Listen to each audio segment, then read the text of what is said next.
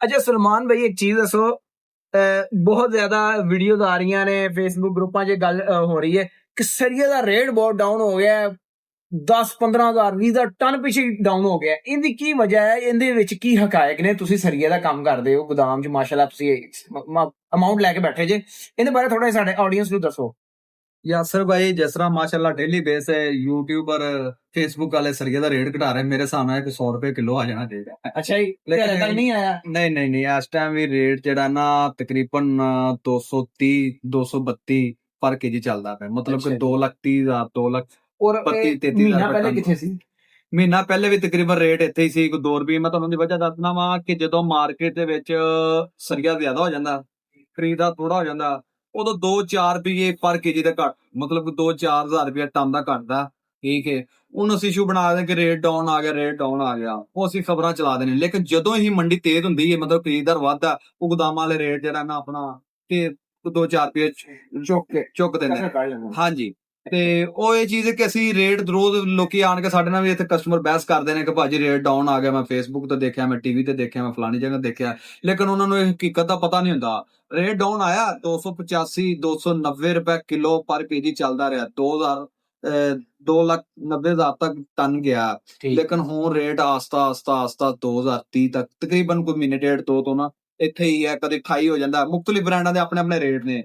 ਇਹਨਾਂ ਦਾ ਰੇਟ ਤਾਂ ਘਟਿਆ ਫਿਰ ਹੈ? ਹਾਂਜੀ, ਰੇਟ ਘਟਿਆ, ਲੇਕਿਨ ਜਿੰਨਾ ਫੇਸਬੁੱਕ ਤੇ ਜਾਂ ਚੈਨਲਾਂ ਤੇ ਚੱਲ ਗਿਆ ਨਾ ਉਹਨਾਂ ਨਹੀਂ ਘਟਿਆ ਹੈਗਾ। ਬਸ ਇਹ ਸਮਝ ਲਓ ਕਿ ਕੰਮ ਦੇ ਹਿਸਾਬ ਨਾਲ ਠੀਕ ਰੇਟ ਹੈ, ਇਸ ਟਾਈਮ ਮੁਨਾਸਬ ਹੈਗਾ ਰੇਟ।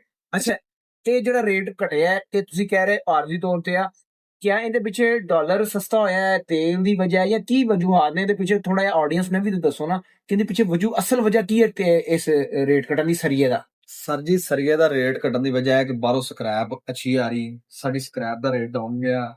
ਠੀਕ ਹੈ, ਉਹਦੀ ਵਜ੍ਹਾ ਤੋਂ ਸਰੀਏ ਦਾ ਵੀ ਰੇਟ ਜਿਹੜਾ ਨਾ ਆਸਸ ਥੱਲੇ ਆ ਰਿਹਾ। ਜ਼ਾਹਿਰ ਕਹਿੰਦਾ ਰਾ ਮਟੀਰੀਅਲ ਸਸਤਾ ਹੋਏਗਾ ਤੇ ਸਰੀਆ ਹੋਰ ਸਸਤਾ ਹੋ ਸਕਦਾ। ਠੀਕ ਹੈ, ਹਾਲੇ ਡਾਲਰ ਵੀ ਤਕਰੀਬਨ ਆਪਣੀ ਜਗ੍ਹਾ ਤੇ ਖੜਾ, ਹਰ ਚੀਜ਼ ਆਪਣੀ ਜਗ੍ਹਾ ਤੇ ਖੜੀ ਹੈ।